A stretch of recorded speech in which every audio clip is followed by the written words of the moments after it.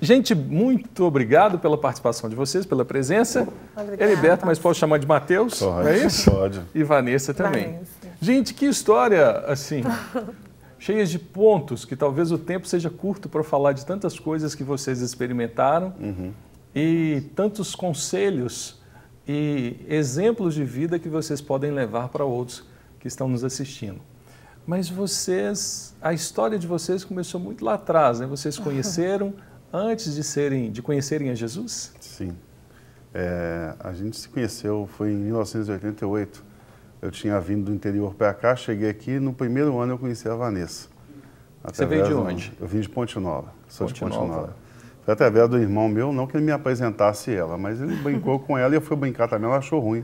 Ela me conhecia, ele estudava com ela, né?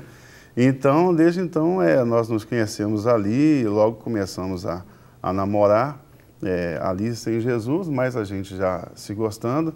E passamos por um longo período namorando, foram mais ou menos uns 6 anos também, até que viesse o casamento, a primeira filha, né? Que é a Caroline. 6 anos de namoro. 6 anos. Ele não te enrolou. Não me enrolou. E depois foi mais 6 anos de casamento e depois 6 anos de divórcio. Rapaz, esses 6 E hoje está 10 anos já Amém. depois de Jesus. De restauração. Não tem 6 mais. Saímos dos 6. O interessante é que a gente conheceu, eu era muito nova, né? Eu tinha 18, né? E ele tinha 19. Então a gente tem uma história, né? Uma história toda da vida. Uma história né? toda. Hoje a gente tem 2 filhas, Carol com 21 e Natália com 18. Vocês têm filhas com 21 anos, gente. Já não, uma está formando esse final de ano agora e a outra fazendo biomedicina. Está no 2º semestre já.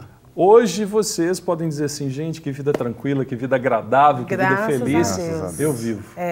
Verdade. Mas há um tempo atrás... Não, foram muitos. Engraçado, vocês tiveram um começo legal, hoje vivem isso, mas no meio da caminhada, os conflitos... Vem conflito, né? Isso aí sempre acontece.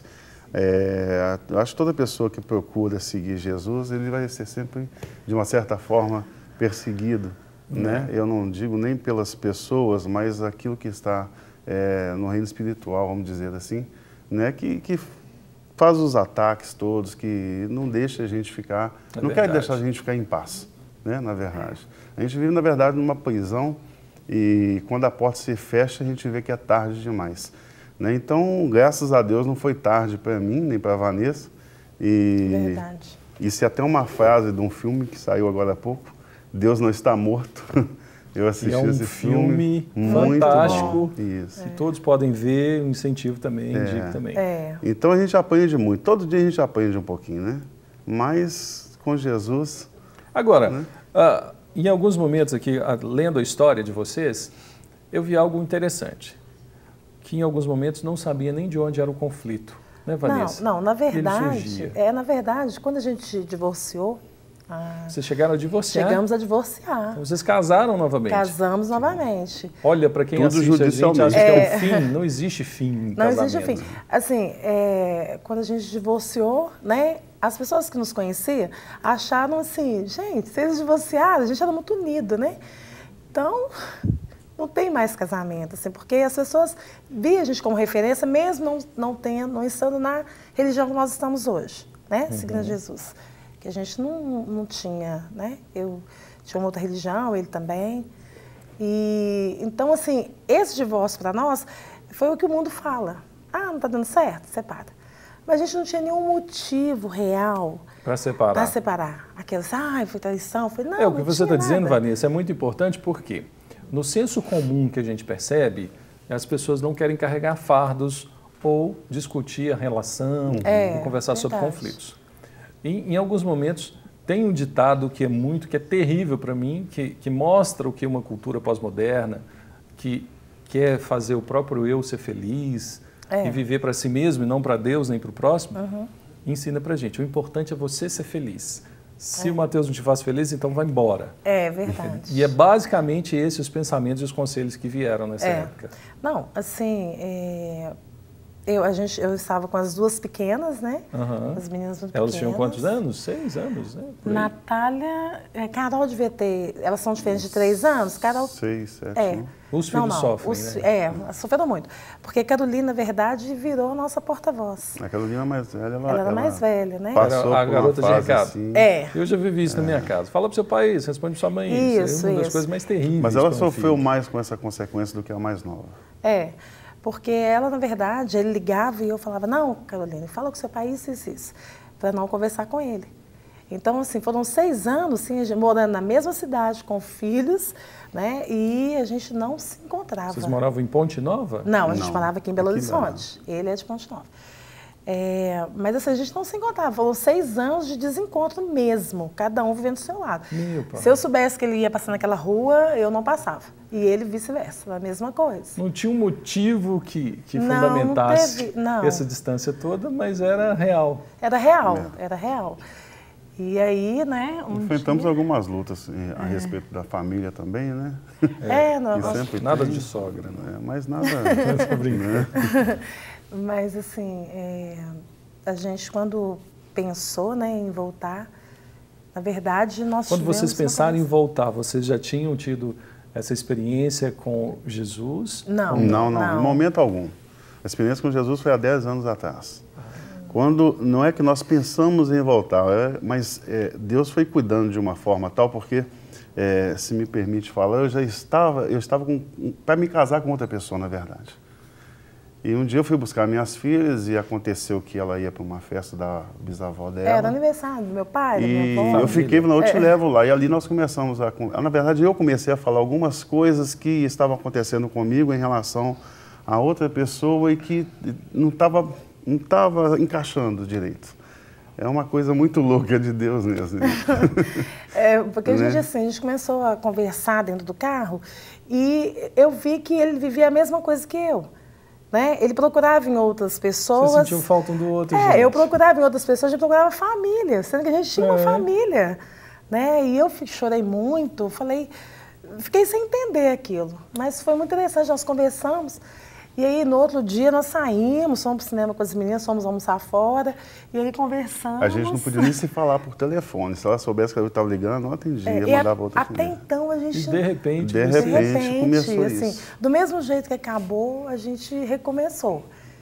Né? E foi muito interessante, porque ele falou comigo assim, então eu vou voltar. Eu falei, então volta. Né, eu te dou 15 dias para você estar em casa. Uau! Teve um prazo. Mas teve o prazo. Teve um prazo. Eu falei, se você não voltar em 15 dias, não volta mais. Tomar sua decisão, né? E nós voltamos, mas mesmo assim, ficamos um ano, um com o outro, ali morando junto, e nada acontecendo. Um dia meu colega me convidou para ir numa igreja, da Quadrangular, e eu visitei, e eu achei engraçado essa parte da história, que alguém chegou para ela e falou assim, olha, seu marido está indo numa igreja que o cara está levando, e as suas filhas estão indo com ele. Não deixa ele sozinho, não, porque ela está cheia de mulher que quer casar. E a gente... Na igreja. Ela começou a ir. Você não ia aí? Não, eu comecei a ir na Quadrangular a convite do meu colega que trabalhava comigo. 9 anos kardecista ali, eu já tinha a minha religião. Você já estava resolvida. Já estava resolvida, eu achava... Mas eu tinha uma coisa que eu falava com ele assim, eu acho que família, já que a gente voltou a ser uma família, tem que estar no mesmo lugar. Sim. Né? Mas eu queria que ele estivesse no lugar que eu estava. E aí, como é que foi o convite dele para você ir lá? Foi por medo mesmo? Não. Foi. No primeiro momento foi, pastor. No primeiro momento foi porque, assim, eu falei, não, deixa eu ir lá. Aí fui visitar no dia que eles foram, né? Fui visitar a igreja. Aí depois, uma outra amiga nossa também em comum, que eu conheci ela no mundo, ela estava desviada na época. Aí ela nos falou, já que vocês foram em uma, agora vocês vão na minha. Né? Aí convidou, ela tinha me feito uma pergunta muito assim, interessante, que ela falou comigo assim, tá, Vanessa, você sabe muito, já sua religião é melhor, então me fala qual que é o único túmulo vazio. Ela falou isso pra mim, e aquilo me deixou desorientada. Uma pergunta simples que mexeu com você. Eu falei, túmulo vazio? Mas como assim? Né? Aí comprei uma Bíblia e falei, vou ler esse negócio. E fui lendo, queria procurar, estava procurando onde que era, porque ela não me explicou, ela deixou isso no ar. E convidou a gente para ir, lá na Lagoinha. Aí nós fomos, no domingo, no culto de manhã, 10 anos atrás. na parte da manhã, né, amor? Lá com o pastor Márcio. E aí, nós 4 aceitamos Jesus naquele dia. Os 4, a família Os toda? 4, toda. Aí nós aceitamos Jesus. E aí eu comecei a caminhar, nós começamos a caminhada. E eu falei, olha, Jesus, lá no púlpito, eu falei, eu não quero ver ninguém da minha religião até eu entender quem é você na minha vida. Uau! Então Deus te preservou isso. Eu fiquei um ano, igual eu pedi, exatamente do jeito que eu pedi naquele dia que eu aceitei Jesus. E Deus fez isso por mim. Amém, que coisa linda. Foi muito bom. Bom, e aí vocês começaram a caminhada dentro da Lagoinha. Dentro da Lagoinha com o pastor Levi. Antes a gente sentiu uma certa dificuldade no meio de 40 mil pessoas naquela época, hoje são mais, de fazer alguma coisa, que a gente via pessoas aceitando Jesus, mas assim, é muita gente e ainda falta gente para cuidar. Então a gente já tem essa questão de liderança, tanto eu quanto ela. Já vemos, a gente já tem isso tudo. Então eu procurei logo o capacete, que é o pastor Wagner. Sei. E nós iniciamos ali com ele. Só que era muita criança e eu falei assim, olha, eu não sei se eu dou conta disso aqui não. Era quando o Wagner E dali nós fomos para o pastor Levi, e o pastor Levi ouviu a nossa história, o nosso testemunho, e precisava de um casal para cuidar do pessoal ali do Eliezer na época, né? Mas antes disso, nós fomos conversar com o pastor Márcio e ele falou, então vocês vão... a gente fez o batismo, a escola para batismo, né? Aquelas 12 lições. Aí casamos. Vocês estavam divorciados? Estava divorciado, morando junto há um ano. Aí casamos. Pastor Márcio, então, o Levi vai cuidar de vocês. Aí o pastor Levi fez o nosso casamento lá no Salão Esperança. Junto com o pessoal do Eliezer. Junto com o pessoal do Eliezer. Aí começamos a trabalhar ali, depois ele foi embora. Veio uma hoje graças a Deus, foram 17, hoje tem 12 casais que, desde aquela época, estão casados, com filhos. Que a gente era líder deles, de célula.